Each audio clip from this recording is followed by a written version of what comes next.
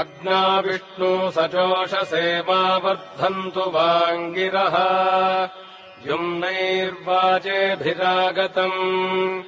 वाचश्च मे प्रसवश्च मे प्रगतिश्च मे प्रसितिश्च मे धीतिश्च मे क्रतुश्च मे स्वरश्च मे श्लोकश्च मे श्रावश्च मे श्रुतिश्च मे ज्योतिश्च मे सुवश्च मे प्राणश्च मे पानश्च मे व्यानश्च मे सुश्च मे